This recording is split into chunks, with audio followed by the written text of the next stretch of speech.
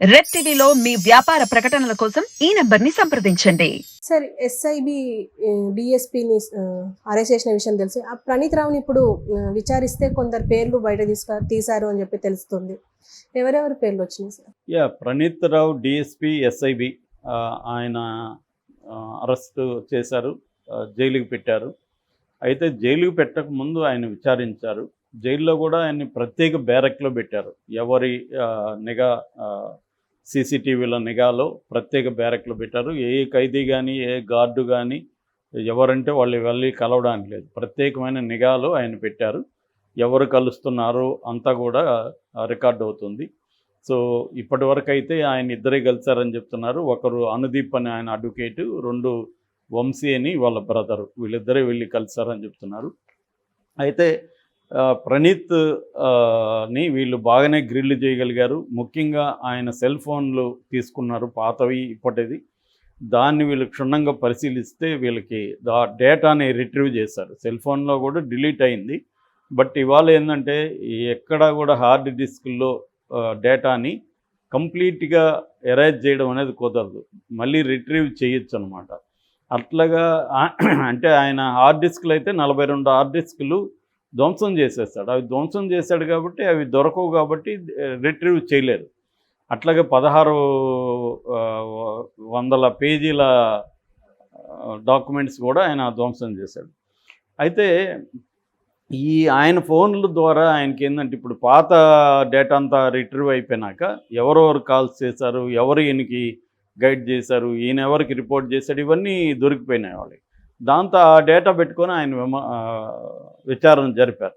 విచారణ జరిపినప్పుడు ఆయన కూడా పనిచేశాడు కదా, పోలీస్ ఇన్వెస్టిగేషన్ ఎలా ఉంటుందో తనకు కూడా తెలుసు కదా.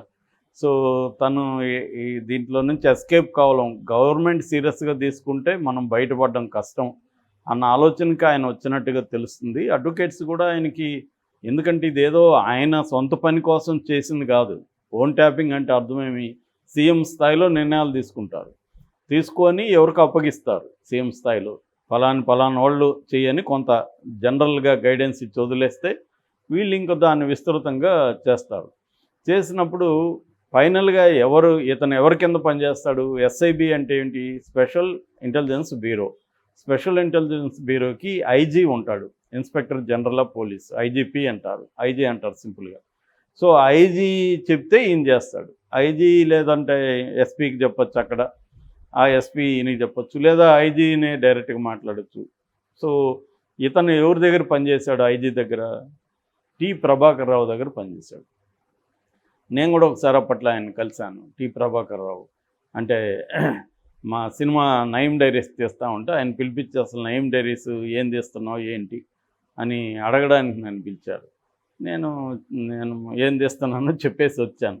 సో అలా వాళ్ళు అప్పుడు కూడా ఇన్స్పెక్టరు, ఏఎస్పీ వీళ్ళందరూ ఉన్నారు నేను కలిసినప్పుడు కూడా. అలాగే వాళ్ళు ఈయనకే కూడా డైరెక్ట్గా చెప్పుండొచ్చు ప్రభాకర్ రావు. ఇప్పుడు ఈయన ప్రభాకర్ రావు పేరు చెప్పాడని చెప్తున్నారు. నాకు చెప్పింది ప్రభాకర్ రావు, ఆయన ఆధ్వర్యంలో నేను చేశాను. సో ఇక్కడ ఏమవుతుందంటే ఒక పై అధికారి చెప్పిన ఆర్డర్ను నువ్వు ఫాలో అవుతున్నప్పుడు వీళ్ళ మీద కూడా ప్రాబ్లం వస్తుంది. ఇది రాజ్యాంగ వ్యతిరేకంగా లేకపోతే చట్టవిరుద్ధంగా పై అధికారి చెప్పినా కూడా చేయకూడదు. రిటర్న్గా ఇచ్చుంటే తప్ప ఆర్డర్స్, రిటర్న్గా వాళ్ళు ఇవ్వరు కదా ఆర్డర్స్. సో నేను చెప్పలేదంటారు రేపు పొద్దున్న పై అధికారి, కాబట్టి వీళ్ళు ఇరుక్కుంటారు. అందుకని ఇతనికి ఉండే ఒకే ఒక ఆప్షన్ ఏంటంటే అప్రూవర్గా మారిపోవడం.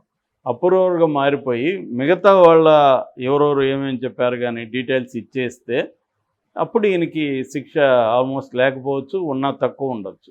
కానీ రేవంత్ రెడ్డి అయితే సీరియస్గానే ఉన్నట్టుగా దీంట్లో తెలుసు. ఎందుకంటే 10 లక్షల ఫోన్ నెంబర్లు దొరికాయంట. 10 లక్షల ఫోన్ నెంబర్లను ట్రాప్ చేశారని చెప్తున్నారు. అది మాటలు కాదు, అసలు అవి విచిత్రంగానూ వింతగా కూడా ఉంది వినడానికి. 10 లక్షల ఫోన్లు ట్యాప్ చేయడం అంటే ఎంత స్టాప్ కావాలి, ఏం వ్యవహారం అనేది. మామూలుగా ఆ మధ్య జర్మన్ సినిమా ఒకటి ఉంటుంది, ద లైవ్స్ ఆఫ్ అదర్స్ అని ఒక సినిమా వచ్చింది. అదేంటంటే ఈస్ట్ జర్మనీ వెస్ట్ జర్మనీ చీలిపోయినప్పుడు ఈస్ట్ జర్మనీలో కొంతమంది మీద, ముఖ్యంగా ఒక అధికారి ఆయనకు ఒక గర్ల్ ఫ్రెండ్ ఉంటుంది, వాళ్ళిద్దరి మీద నిఘా పెడతాడనమాట. ఇతను వింటూ ఉంటాడు కదా, చివరికి వాళ్ళ క్యూరియాసిటీలో ఇన్వాల్వ్ అయిపోతాడు ఇతను కూడా. అలాంటి ఒక సినిమా, అది ఆస్కార్ కూడా వచ్చింది, వండర్ఫుల్ సినిమా అన్నమాట. అట్లా ఒక ఇద్దరు దీనికే అతను ఫుల్ టైం పని చేయాల్సి ఉంటుంది. ఇట్లా 10 లక్షల మంది అంటే ఇప్పుడు మనం ఎవరైనా ఒక్కరి ఫోను నిఘా పెడితేనే వాళ్ళు వినాలి, చాట్ చదవాలి, ఇదే మనకు ఫుల్ టైం జాబ్ అయిపోతుంది. 10 లక్షలకి ఎలా సాధ్యమో తెలియదు మరి. నాకైతే అది విచిత్రంగా ఉంది, కానీ వాళ్ళు చెప్తున్నారు 10 లక్షల ఫోన్ నెంబర్లు ఉన్నాయని. కానీ కొన్ని వేలల్లో అయితే ఉండే అవకాశం ఉంది. ఎందుకంటే ఇది ప్రధానంగా ఆపరేషన్ రేవంత్ అని చెప్తున్నారు ఈ ప్రోగ్రాం పేరు. ఆపరేషన్ రేవంత్ అంటే రేవంత్ మీద, రేవంత్ చుట్టూ ఉన్న ఫ్రెండ్స్ కావచ్చు, రేవంత్ చుట్టూ ఉన్న రాజకీయ నాయకులు కావచ్చు, వాళ్ళ మీద ప్రధానంగా పెట్టడం. అంటే రేవంత్ వ్యూహాలు ఏంటి, రేవంత్ కదలికలు ఏంటి, రేవంత్కి ఫండ్ ఎక్కడి నుంచి వస్తుంది, ఇవన్నీ నిఘా పెట్టినట్టుగా చెబుతున్నారు. ఇది నాకు తెలిసి మెల్లమెల్లగా వెళ్ళి కేసీఆర్కే చుట్టుకుంటుంది. ఎందుకంటే ఫైనల్గా రేపొద్దున ప్రభాకర్ రావుని కూడా ఇంటర్వ్యూ చేస్తారు, వీళ్ళు ఇంట్రాగేట్ చేస్తారు. ప్రభాకర్ రావు మళ్ళీ ఎవరికి చెప్తాడు, సీఎం దగ్గరికి వెళ్తారు అది ఖచ్చితంగా. అంటే నేను చెప్పాను కదా, జగన్ అడుగుజాడల్లో రేవంత్ రెడ్డి నడుస్తున్నాడు. గత ప్రభుత్వంలో ఉన్న అనేక అవకతవకలను బయటికి తీయడం, ఆ ప్రభుత్వంలో ఎవరైతే బాధ్యులు ఉన్నారో వాళ్ళని కేసులు పెట్టడం, జైలుకి పంపించడం, దాన్ని కంప్లీట్గా ఆ పార్టీని ధ్వంసం చేసేయడం అన్న మిషన్లో రేవంత్ రెడ్డి ఉన్నాడు. ఏ పార్టీ అయినా అవకతవకలు జరగని ఏ పార్టీ కూడా ఉండదు. ఒక పార్టీ అధికారంలో ఉన్నప్పుడు ఖచ్చితంగా అవకతవకలు అనేవి జరుగుతాయి. అది 2 రకాలుగా జరుగుతుంది. ఒకటి, డబ్బులు పెద్ద ఎత్తున మిస్యూజ్ చేయడం, తినేయడం. ఎందుకంటే నెక్స్ట్ ఎలక్షన్లో ఫండ్ కావాలి.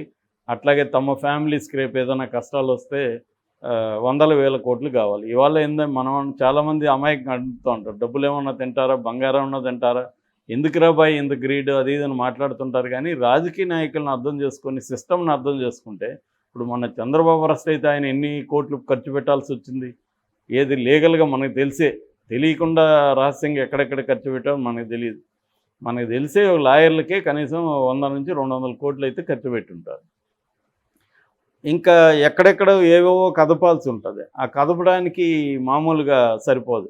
ఆ మధ్య కూడా మనకు గాలి జనార్దన్ రెడ్డి బెయిల్ కోసం 200 ఇచ్చాడు ఆయన. 200 అంటే 200 కోట్లు. ఒక్క బెయిల్ కోసం 200 కోట్లు ఇచ్చాడంటే సిబిఐ కోర్టు జడ్జికి ఊహించుకోవాలి. ఎన్ని 100 కోట్లు 1000 కోట్లు అయితే సరిపోతాయి వాళ్ళకి. అందుకని ఏంటంటే ఇవాళ రెండోది ఏంటంటే డెవలప్మెంట్ కూడా ఇండియాలో పెద్ద ఎత్తున పెరగడం వల్ల కూడా ఇప్పుడు 1,00,000 కోట్లు కాళేశ్వరం ప్రాజెక్టులకి పెట్టింది ఖర్చు. 1,00,000 కోట్లు 20% వేసుకున్న 20,000 కోట్లు తినేయచ్చుగా ఈజీగా. కాబట్టి ఇవాళ 1,000 కోట్లు అనేదానికి పెద్ద వ్యవహారం ఏం లేదు. అందువల్ల కరప్షన్ పెద్ద ఎత్తున ఉంటుంది. రెండవది ప్రత్యర్థిని స్టడీ చేయడం. సంజు అని Chinese strategist art of war అని బుక్ రాశాడు. దాన్ని బేస్ చేసుకొని ఎండమూరి విజయానికి 5 మెట్లు కూడా రాశాడు. దాన్నే కాపీ కొట్టి కొద్దిగా అడాప్ట్ చేసి, అది వెరీ ఇంపార్టెంట్ టెక్స్ట్ అనమాట. గెరిల్లా వార్ఫేర్కి యుద్ధంలో శత్రువుతో ఎలా ఇది చేయాలని, అది రాజకీయాలకు పనికొస్తుంది, కార్పొరేట్ సెక్టర్లో కూడా ఇది అప్లికబుల్. సో దాంట్లో ప్రధానంగా ఏం చెప్తారంటే డిసెప్షన్ అనేది ఆర్ట్ ఆఫ్ వార్లో చాలా ఇంపార్టెంట్. అట్లాగే you should know the enemy more than himself అంటాడు అతను. శత్రువుని తనకంటే కూడా నీకు ఎక్కువ తెలియాలి. అతని గర్ల్ ఫ్రెండ్ ఎవరు, అతని ఫ్యామిలీ ఏంటి, అతను ఎవరోని కలుస్తారు, అతని హాబీలు ఏంటి, అతను ఏ బ్రాండ్ సిగరెట్ తాగుతాడు, ఏ బ్రాండ్ మందు తాగుతాడు, అన్ని విషయాలు తెలియాలి. కాబట్టి నిఘా అనేది ఆ స్థాయిలో పెడతారు. ఇవాళ ఇంతకుముందు నిఘా అనేది కన్వెన్షనల్గా ఉండేది. ఫర్ ఎగ్జాంపుల్ మేము ఆంధ్రప్రదేశ్ పౌర హక్కుల సంఘంలో పనిచేసేటప్పుడు మేము ఏదన్నా ప్రెస్ నోట్ ఇస్తే ఆ నోటు ఎస్ఐబి వాళ్ళ చేతులకి వెళ్ళిపోయేది. అంటే మా హ్యాండ్ రైటింగ్ కూడా వాళ్ళు చెప్పేస్తారు, అనలైజ్ చేస్తారు మా హ్యాండ్ రైటింగ్ కూడా. అట్లాగే మాలో ఎవరైనా ఒక్కపొడి తింటే ఏ బ్రాండో కూడా వాళ్ళు చెప్పగలరు అనమాట. ఇటువంటి ఒక నిఘా వ్యవస్థ ఉండేది. ఇవాళ అది అవసరం లేదు, ఫోన్ ఒకటి తీసుకుంటే చాలు. ఎవరో ఒక పోలీస్ ఆఫీసర్ ఆ మధ్య అన్నాడు, ఇంతకుముందు నీ ఫ్రెండ్ ఎవరో చెప్పు నీ క్యారెక్టర్ చెప్తానని అనేవాళ్ళం, ఇప్పుడు నీ ఫోన్ ఒక గంట సేపు నీ క్యారెక్టర్ చెప్తాను అని అంటున్నారు. మన దగ్గర నీ ఫోన్ నా దగ్గర గంట ఉంటే నీ క్యారెక్టర్ నేను చెప్పేయచ్చు. అంటే నువ్వు ఎటువంటి బట్టలు కొంటున్నావు, లేకపోతే ఎటువంటి సైట్లు చూస్తున్నావు, ఎటువంటి ఫ్రెండ్స్ ఉన్నారు, సో మొత్తం చెప్పేయచ్చు. ఎవరి ఫోన్ అయినా గంట తీసుకుంటే మొత్తం చెప్పేయచ్చు. కాబట్టి ఈ నిఘా అనేది కేసీఆర్ మెడకైతే చుట్టుకుంటుంది. ఇది వెరీ సీరియస్.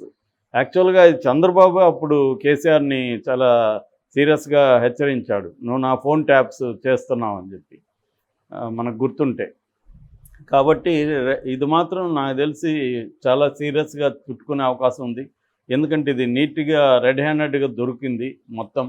ఇప్పుడు ఆ డాక్యుమెంట్స్ అవన్నీ కూడా ఇతను అన్నీ కంప్లీట్గా నాశనం చేశాడా, ఇంకెక్కడైనా బ్యాకప్ ఉందా? జనరల్గా బ్యాకప్ పెడతా ఉంటారు, ఎందుకంటే ఎవరికో ఇస్తారుగా వీళ్ళు, వాళ్ళు ఎక్కడ దాచి ఉంటారుగా. సో అలాగే ఎక్కడైనా బ్యాకప్ ఉంటే మాత్రం ప్రణీత్ రావు ఇప్పుడు తన స్కిన్ సేవ్ చేసుకోవడం కోసం అవన్నీ ఇచ్చేసాడు అనుకో, ఖచ్చితంగా అది ఇబ్బంది అవుతుంది. ఎందుకంటే అధికారులు ఎప్పుడైనా కూడా వాళ్ళు దొరుకున్నప్పుడు వాళ్ళు ఆయన చెప్తే మనం చేసాం, మనకేంటి దీంట్లో అనుకుంటారు కదా. రెండోది ఏంటంటే ఈ ప్రభాకర్ రావును కూడా రిటైర్డ్ అయినాక మళ్ళీ తీసుకొచ్చి పెట్టారు. అట్లాగే ఇతనికి కూడా యాక్సిలరేటెడ్ ప్రమోషన్ ఇచ్చారు. మామూలుగా నక్సలైట్లు చంపితేనో ఇచ్చే ప్రమోషను ఈయనకి ఇచ్చారు. మరి ఇవన్నీ ఖచ్చితంగా రేపు పొద్దున కోర్టులో ప్రూవ్ అయ్యే అవకాశాలు ఉన్నాయి. కేసీఆర్కి అయితే మాత్రం ఇది సివియర్గానే ఉంటుంది.